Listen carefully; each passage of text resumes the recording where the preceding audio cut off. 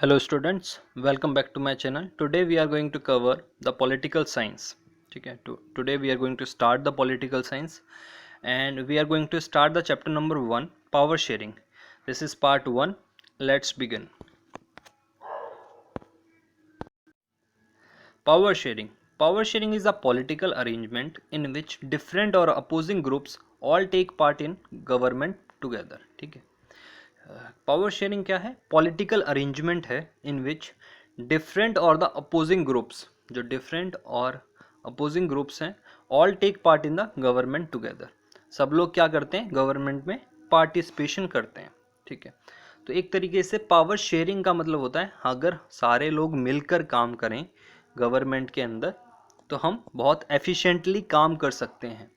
ठीक है, यहाँ पर पावर शेयरिंग का मीनिंग ये है.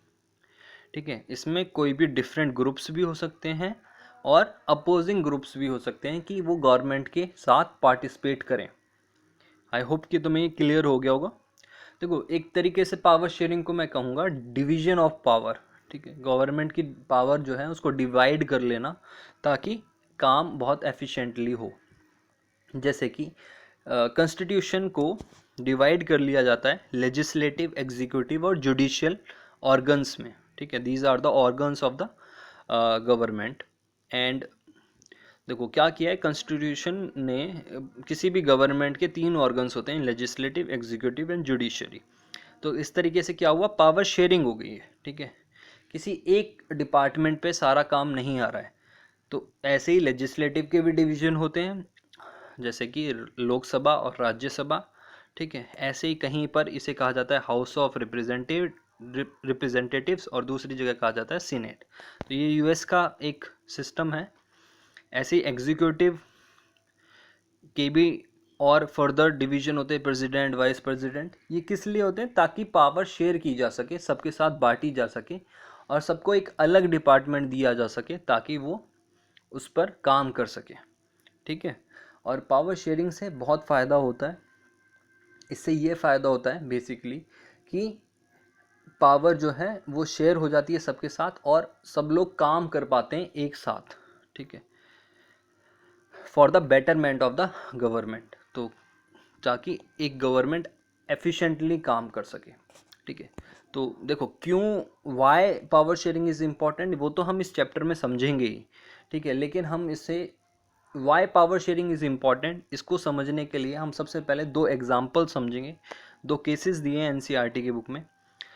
एक है बेल्जियम का केस जो कि यूरोपियन कंट्री है जहाँ पर डेमोक्रेसी है और यहाँ पर पावर शेयरिंग होती है, तो इस केस को भी समझेंगे. और पहले हम समझेंगे आज श्रीलंका वाला केस जहाँ पर क्या है, मेजोरिटेरिज्म है. मेजोरिटेरियनिज्म का मतलब क्या होता है? मेजोरिटेरियनिज्म. ठीक है, मेजोरिटेरिज्म का मतलब होता है जब मेजॉरिटी कम्युनिटी रूल करती है किसी भी गवर्नमेंट पे. ठीक है, रूल करना स्टार्ट करती है, तो वहाँ पर क्या होता है? जहाँ पर पावर शेयरिंग नहीं हो रही है, तो श्रीलंका में पावर शेयरिंग नहीं होती है. सबसे पहले हम वो समझते हैं. 2 केस लेंगे. पहला जहाँ पर पावर शेयरिंग नहीं हो रही है वो, यानी कि श्रीलंका वाला केस. और फिर नेक्स्ट लेक्चर में हम समझेंगे बेल्जियम का केस जहाँ पर पावर शेयरिंग हो रही है. तो देखो केस स्टडी कर रहे हैं आज हम श्रीलंका की. देखो, Sri Lanka is an island country जिसकी पॉपुलेशन इज़ अराउंड 2 करोड़. ठीक है, थोड़ी बहुत ज़्यादा भी हो सकती है, करेंटली आप चेक कर सकते हो. और ये है इसका फ्लैग. ठीक है, तो केस स्टडी करने वाले हैं आज हम श्रीलंका की. तो साउथ ईस्टर्न पार्ट में, साउथ ईस्टर्न कंट्री है, एशिया में पड़ता है श्रीलंका. तो देखो श्रीलंका ये है, इसका डिवीज़न कर रहे हैं हम लोग. तो ये देखो, जो ये हल्का सा रेडिश पार्ट है, ये श्रीलंकन तमिल्स यहाँ पर रहते हैं. यहाँ पर ये यहाँ पर कौन रहते हैं? श्रीलंकन तमिल्स. ठीक है, और ये जो येलो वाला पार्ट है पूरा, ज़्यादातर जो बड़ा वाला पार्ट है, येलो वाला पार्ट, इस पे रहती है सिन्हाला कम्युनिटी. ठीक है, याद रख लेना, एथनिकल कम्युनिटीज़ ऑफ श्रीलंका की बात कर रहे हैं हम लोग. और बेसिकली 2 डिवीज़न है इसके, Sinhala community and Tamil community. कैसे समझोगे? Sinhala community and Tamil community. Sinhala community कितनी है? 74%. तो ओवरऑल जो मेजॉरिटी है किसकी हुई? सिन्हाला कम्युनिटी की. Remaining 18% is Tamil community. अच्छा, सिन्हाला कम्युनिटी और तमिल कम्युनिटी का क्या मतलब है यहाँ पर है लैंग्वेज। देखो, सिन्हाला एक लैंग्वेज है, यानी कि जो सिन्हाला लैंग्वेज बोलते हैं वो कितने लोग हैं, 74%। और तमिल लैंग्वेज जो बोलते हैं वो कितने हैं, 18%। ठीक है। तमिल कम्युनिटी के भी दो पार्ट हैं, जो ये नॉर्थ और ईस्टर्न पार्ट है। यहाँ पर रहते हैं श्रीलंकन तमिल्स। देखो यहाँ पर लिखा भी हुआ है, ऑक्यूपाई नॉर्थ एंड ईस्ट। ठीक है। हिंदूज एंड मुस्लिम दोनों लोग रहते हैं यहाँ पर, दोनों रिलीजन है। श्रीलंकन तमिल्स में दोनों रिलीजन है, हिंदू भी है मुस्लिम्स भी है। ऐसे ही इंडियन तमिल्स कहाँ रहते हैं, तो तुम्हें ये दिख रहा होगा सेंट्रल पार्ट। तो ये सेंट्रल पार्ट कौन रहते हैं यहाँ पर, इंडियन तमिल्स। अच्छा, इन डिफरेंस क्या है श्रीलंकन तमिल्स और इंडियन तमिल्स में। देखो, श्रीलंकन तमिल्स क्या है, श्रीलंकन तमिल्स वो लोग हैं जो कि नेटिव ऑफ श्रीलंका हैं, मतलब जो लोग पैदा भी यहीं हुए, कई सालों से यहीं रह रहे हैं श्रीलंका में ही, तो उन्हें क्या कहा जाता है, natives of Sri Lanka. The natives of Sri Lanka वो whose official whose language is Tamil, जिनकी तमिल लैंग्वेज है, और जो वहीं पर श्रीलंका में ही पैदा हुए हैं उन्हें क्या कहा गया, श्रीलंकन तमिल्स। और इंडियन तमिल्स किन्हें कहा गया, जो इंडिया से मूव करके, माइग्रेट करके as a plantation workers they move to the Sri Lanka, जो माइग्रेट करके श्रीलंका चले गए थे आज़ादी से पहले, ब्रिटिशर्स के आने से पहले, यानी ब्रिटिशर्स के टाइम पर वो क्या एज अ प्लांटेशन वर्कर्स वो मूव करके श्रीलंका में चले जाते हैं, और उन्हें क्या कहा गया है, इंडियन तमिल्स। ठीक है, इसलिए क्योंकि वो इंडिया से आए हुए हैं तो इसलिए उन्हें क्या कहा गया है, इंडियन तमिल्स। ठीक है। बाकी 8% में कौन कौन है, तो कुछ मुस्लिम्स हैं 1%, और कुछ जो हैं सिन्हाला और तमिल दोनों हैं, पर वो क्रिश्चियंस हैं। ठीक है, 7%, जो कि सिन्हाला और तमिल दोनों कम्युनिटी से बिलोंग करते हैं, बट वो किसको फॉलो करते हैं, वो फॉलो करते हैं क्रिश्चियनिटी को। ठीक है। अब यहाँ पर देखो, मैंने यहाँ पर और अच्छे से डिटेल में समझाया हुआ है तुम्हें। तो दो तरीके की कम्युनिटीज़ हैं, मेजॉरिटी और माइनॉरिटी। अच्छा, मेजॉरिटी में कौन है, सिन्हाला स्पीकिंग पीपल। ठीक है, मेजॉरिटी में है सिन्हाला स्पीकिंग पीपल, और माइनॉरिटी में है तमिल स्पीकिंग पीपल। ठीक है। तो मेजॉरिटी में बुद्धिस्ट और क्रिश्चियन दो तरीके के रिलीजन को ये फॉलो करते हैं, माइनॉरिटी वाले। देखो, मेजॉरिटी जो है वो सिन्हाला कम्युनिटी बुद्धिस्ट को फॉलो करती है। ज़्यादातर लोग किसको फॉलो करते हैं, 74% क्या है, बुद्धिस्ट को फॉलो करते हैं। कुछ लोग हैं 2 to 3% जो कि क्रिश्चियनिटी को भी फॉलो करते हैं, रिलीजन उनका क्रिश्चियनिटी है। अच्छा, जो ये माइनॉरिटी वाले हैं, तमिल स्पीकिंग पीपल हैं, इनमें कौन कौन सी कम्युनिटी होगी, एक तो इंडियन तमिल्स हो गए, एक श्रीलंकन तमिल्स हो गए। इसमें 3 रिलीजन को ये फॉलो करते हैं, मुस्लिम्स भी हैं, हिंदू भी हैं, और क्रिश्चियनिटी को। अच्छा, बुद्धिज़्म को ये फॉलो नहीं करते, याद रखना। ठीक है। तो इस तरीके का ये डिवीजन है। एक बार तुम इसे देख लो, नोट डाउन कर लो, इम्पॉर्टेंट है। अब आ जाते हैं मेजॉरिटियनिज्म।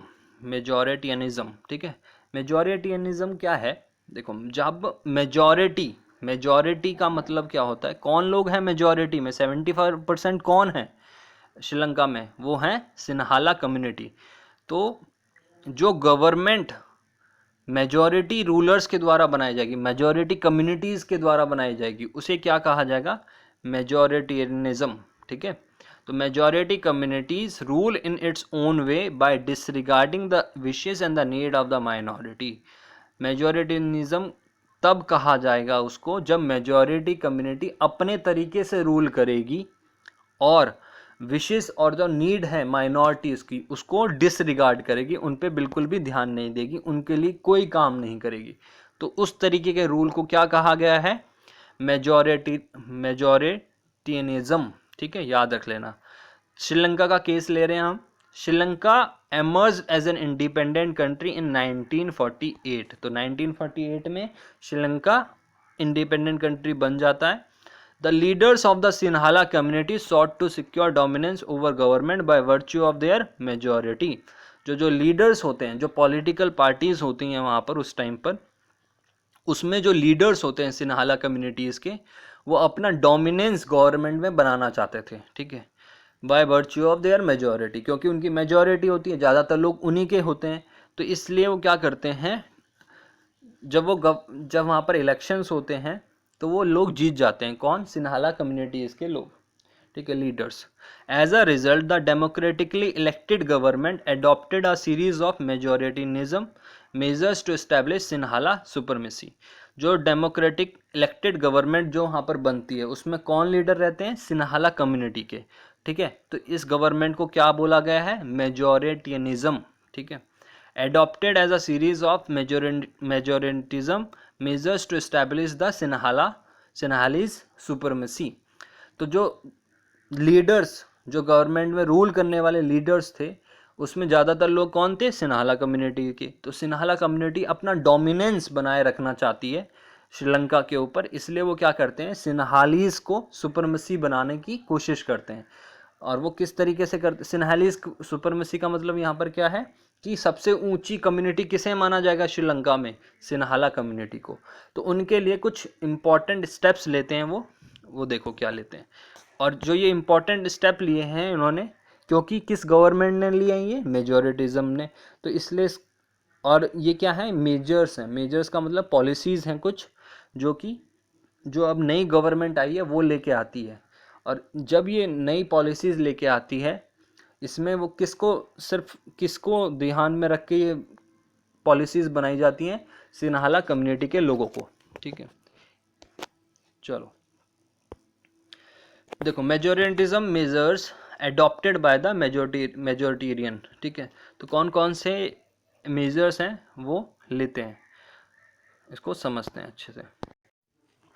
देखो कौन कौन से मेजर्स या कौन कौन सी पॉलिसीज़ वो लेके आए जिसके कारण सिन्हाला सुप्रीमेसी रहेगी।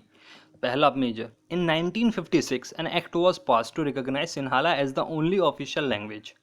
पहला एक्ट लाए वो 1956 में, जिस एक्ट के according Sinhala become the only official language. तो सिन्हाला को उन्होंने क्या बना दिया? ओनली ऑफिशियल लैंग्वेज, केवल एक ऑफिशियल लैंग्वेज होगी, और वो कौन सी होगी? सिन्हाला। डिसरिगार्डिंग तमिल लैंग्वेज को उन्होंने पूरी तरीके से डिसरिगार्ड कर दिया, ठीक है। तो इसको याद कर लेना, कुछ मैंने क्विक लर्निंग के पॉइंट्स बनाए हुए हैं। 1956 act Sinhala as an official language, ठीक है। दूसरा point, the governments followed preferential policies that favoured Sinhala applicant for university positions and government jobs. दूसरा उन्होंने स्टेप लिया, उन्होंने कुछ प्रेफरेंशियल पॉलिसीज़ बनाई जिसमें केवल किसको फ़ायदा होगा? सिन्हाला एप्लीकेंट्स को। सिन्हाला एप्लीकेंट्स कौन होंगे? जो लोग अप्लाई करते हैं जॉब्स के लिए या कॉलेज में एप्लीकेशन के लिए, कॉलेज में एडमिशन लेने के लिए, तो उन्हें कहा जाता है जॉब एप्लीकेंट्स। और जैसे अगर कोई कम्युनिटी का कोई एप्लीकेंट होगा तो उसे क्या कहा जाएगा? सिन्हाला एप्लीकेंट, ठीक है। जो सिन्हाला कम्युनिटी से बिलोंग करते थे लोग, उन्हें क्या कहा गया है? सिन्हाला एप्लीकेंट। तो केवल और केवल किसको नौकरी मिलेगी, किसको एडमिशन मिलेगा जॉब्स में या कॉलेज में? सिन्हाला एप्लीकेंट्स को। इस तरीके की पॉलिसी गवर्नमेंट लेके आई। जो तमिल लैंग्वेज बोलने वाले लोग हैं, जो तमिल एप्लीकेंट्स हैं, उनको गवर्नमेंट जॉब्स या जो एजुकेशनल सोसाइटीज़ हैं, कॉलेजेस हैं, उसमें कोई भी इक्वल अपॉर्चुनिटी नहीं मिल रही थी, याद रखना, ठीक है। तो seats in universities and in government jobs only for the Sinhala applicants. तो ये दूसरी पॉलिसी लेके आए। पहली पॉलिसी क्या थी? Sinhala as an official language. दूसरी क्या थी? Seats in universities and in government jobs only for the Sinhala applicants, ठीक है। तीसरा है, a new constitution stipulated that the state shall protect and foster Buddhism.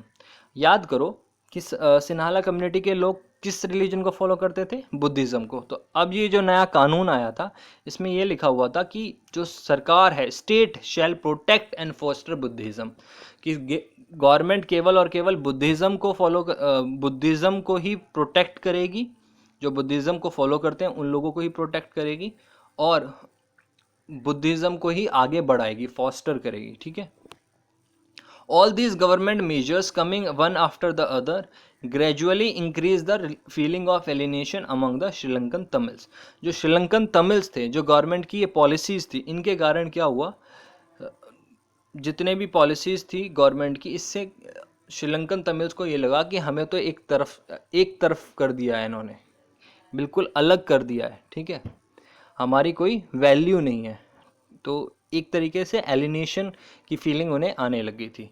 ठीक है, तो 3 पॉइंट्स याद रखने हैं तुम्हें कि कौन कौन से मेजोरिटेरिज्म मेजर्स लिए। पहला 1956 act Sinhala as an official language. Second point seats in universities and in government jobs only for the Sinhala applicants. Third point है गवर्नमेंट प्रैक्टिस रिलीजियस डिस्क्रिमिनेशन। ठीक है, तो गवर्नमेंट क्या प्रैक्टिस कर रही थी? रिलीजियस डिस्क्रिमिनेशन, किसी भी दूसरे धर्म को उन्होंने सपोर्ट नहीं किया, उनको प्रोटेक्ट करने की बात नहीं कही। ठीक है, तो क्या था ये? Discrimination against religion. ठीक है, इसके बाद क्या हुआ, इसके कॉन्सिक्वेंसेस क्या हुए जो ये पॉलिसीज लेके आए थे government? Consequences of the majoritarian policies adopted by the Sri Lankan government. तो सबसे पहली फीलिंग क्या आई?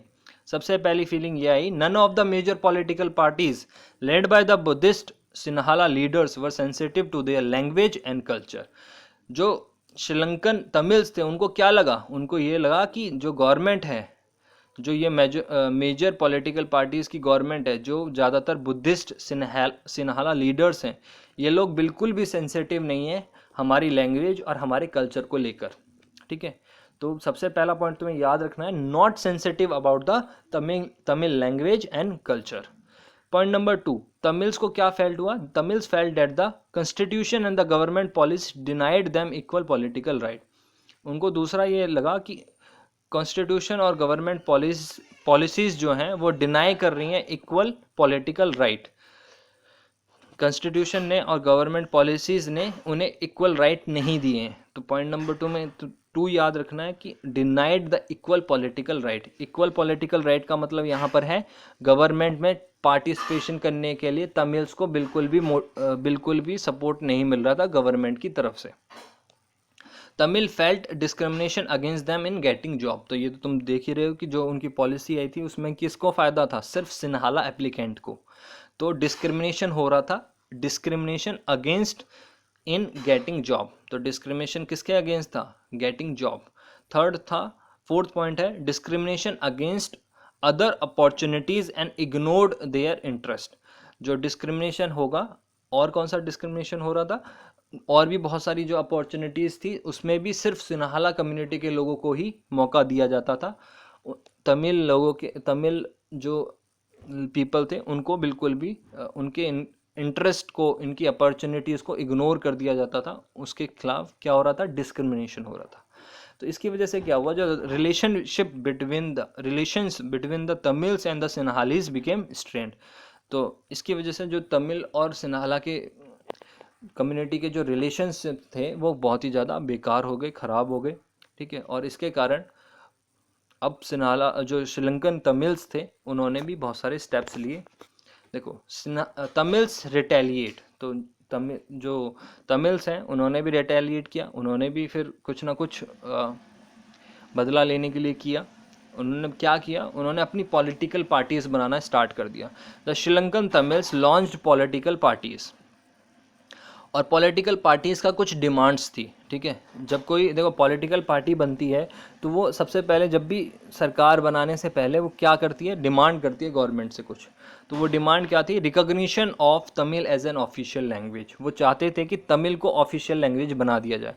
Recognition of Tamil as an official language, point number 1 याद रख लेना। डिमांड में सबसे पहला पॉइंट क्या है उनका? Recognition of Tamil as an official language. Point number 2, equal opportunities for Tamils in getting jobs in government jobs and educational institutions। Equal opportunities मिलनी चाहिए तमिल को भी, किसके अंदर? गवर्नमेंट जॉब्स और एजुकेशनल इंस्टीट्यूशंस में। कॉलेज में एडमिशन के लिए अब किसे भी मौका मिलना चाहिए? तमिल्स को भी मौका मिलना चाहिए, क्योंकि उनका पहली जो पॉलिसी आई थी गवर्नमेंट की पॉलिसी, उसमें बिल्कुल इनको इग्नोर कर दिया गया था। और तीसरा इनका पॉइंट था provincial autonomy for Tamil dominated provinces. जहाँ पर भी तमिल लोग रहते हैं, जगह कहाँ पर रहते हैं? नॉर्थ में और ईस्टर्न पार्ट में। तो वहाँ पर क्या बनना चाहिए? प्रोविंशियल ऑटोनॉमी मिलनी चाहिए इन्हें। प्रोविंशियल ऑटोनॉमी का मतलब यहाँ पर है, ये चाहते थे कि एक अलग स्टेट बना दिया जाए जिसमें पावर किसके पास हो? इनकी अलग गवर्नमेंट हो, अलग गवर्नमेंट होनी चाहिए और वो किसी के भी अंडर ना आए। एक तरीके से ऑटोनॉमी हो। ऑटोनॉमी का मतलब होता है सेल्फ गवर्नमेंट। हमारी खुद की एक अलग गवर्नमेंट हो, हमें एक अलग राज्य का दर्जा दे दिया जाए। पर गवर्नमेंट क्या करती है, but their demand for more autonomy to provinces populated by the Tamils were repeatedly denied. तो वो क्या कर देती है, इनकी जो ऑटोनॉमी वाली बातें हैं वो सब डिनाई कर देती है। तो डिमांड्स में याद रखना, 3 डिमांड थी इनकी, recognition of Tamils, equal opportunities in government jobs and education and provincial autonomy. ठीक है। By 1980s several political organisations were formed. 1980s तक आते आते बहुत सारी पॉलिटिकल ऑर्गेनाइजेशंस बन चुकी थी और वो डिमांड कर रही थी इंडिपेंडेंट तमिल एलम। इंडिपेंडेंट तमिल एलम का मतलब है हमें एक अलग राज्य बना दिया जाए और उसका नाम क्या होगा, Tamil Eelam, in north and the eastern part of the Sri Lanka. तो कहाँ पर वो राज्य चाह रहे थे, जहाँ पर सबसे ज़्यादा श्रीलंकन तमिल्स रहते हैं, कहाँ पर रहते थे, नॉर्थ में, और ईस्टर्न पार्ट में कौन रहते थे, ये रहते थे, ठीक है, तमिल्स रहते थे, श्रीलंकन तमिल्स। तो वो चाह रहे थे कि वहाँ पर एक इंडिपेंडेंट स्टेट बना दिया जाए और उसका नाम क्या रखा था इन्होंने, तमिल एलम। ठीक है।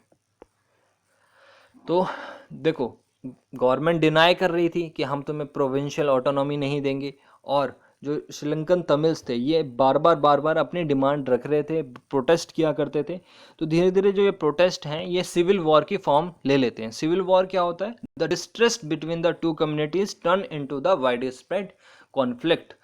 ठीक है, जो दो कम्युनिटीज के बीच में जो डिसट्रस्ट का मतलब होता है कि दोनों के बीच में बिल्कुल भी सहमति ना हो, दो कम्युनिटीज़ जो एक दूसरे से नफरत करती हो, और वो धीरे धीरे इतना ज़्यादा नफरत इतनी ज़्यादा बढ़ जाए कि लड़ाई झगड़ा स्टार्ट हो जाए, दंगे होना स्टार्ट हो जाए। तो सिविल वॉर होती है एक तरीके के दंगे। ठीक है, जिसमें आर्मी का यूज़ नहीं होता, लोग आपस में लड़ाई लड़ते हैं, और ये हमेशा कंट्री के अंदर होती है सिविल वॉर। ठीक है, याद रख, सिविल वॉर मतलब अंदर, जिसमें आर्मी या मिलिट्री का रोल नहीं होता है, याद रखना, इसलिए इसे सिविल वॉर कहा गया है। सिविलियन लोग करते हैं इसे। ठीक है। तो जो दोनों कम्युनिटीज़ थी, सिन्हाला कम्युनिटीज़ और जो तमिल कम्युनिटीज़ थी, ये आपस में, इनके बीच में लड़ाई स्टार्ट हो गई और सिविल वॉर की कंडीशंस आ चुकी थी। It soon turn into the civil war. Civil war हो रही थी। इसके कारण क्या हुआ, consequences of the civil war, as a result thousand of people of both the communities have been killed. हजारों लोग मारे गए सिविल वॉर में। Many families were force to leave the country as refugees and many more lost their lives. ठीक है, बहुत सारे जो many families were force to leave the country, बहुत सारे लोगों को अपना देश छोड़ के जाना पड़ा और रिफ्यूजी की तरह रहना पड़ा दूसरी देशों में। रिफ्यूजी कौन होते हैं, जिनके पास मतलब जब कभी भी तुम अपना देश छोड़ के जाओगे और दूसरे देश में जाओगे और तुम्हारे पास कोई पासपोर्ट या कोई वीज़ा नहीं है, तो फिर तुम्हें क्या होगा, तुम्हें रिफ्यूजी की तरह ट्रीट किया जाएगा। जिसका कोई घर बाहर नहीं होता उसे रिफ्यूजी कहा जाता है। And many more lost their lives, और बहुत सारे लोगों ने अपनी जान भी गंवा दी इस सिविल वॉर के कारण।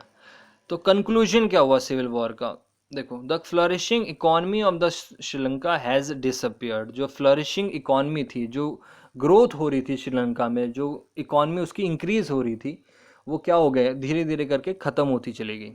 And the civil war has caused a terrible setback to the social, cultural and economical life. और इसके कारण जो वहाँ की सोशल लाइफ थी और जो कल्चरल लाइफ थी वो भी पूरी तरीके से बर्बाद हो गई। इकोनॉमिकल लाइफ भी पूरी तरीके से बर्बाद हो गई, पीछे हो गई बहुत ज़्यादा। ठीक है। Civil war ended in 2009। Civil war जो थी इनके बीच में, दोनों कम्युनिटीज़ के बीच में, ये 2009 में जाके ख़त्म हुई।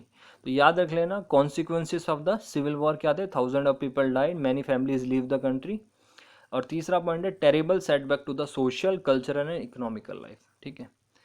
तो देखो, अब ये जो केस है श्रीलंका का, इससे हमें क्या समझ में आता है कि अगर वहाँ पर मेजोरिटिज्म नहीं होता, वहाँ पर मेजोरिटी की गवर्नमेंट नहीं होती और गवर्नमेंट में दोनों को इक्वल पार्टिसिपेशन मिलता, यानी कि जो मेजॉरिटी कम्युनिटी है और जो तमिल कम्युनिटी जो थी, सिन्हाला कम्युनिटी और तमिल कम्युनिटी, दोनों को अगर इक्वल हिस्सेदारी मिलती, इक्वल अपॉर्चुनिटीज़ मिलती, तो क्या सिविल वॉर की कंडीशन आती? तो आंसर है शायद ये सिविल वॉर की कंडीशन नहीं आती, और जो इकॉनमी है वो भी ग्रोथ करती, सोशल, कल्चरल और इकोनॉमिकल लाइफ भी बहुत ज़्यादा इंक्रीज़ होती।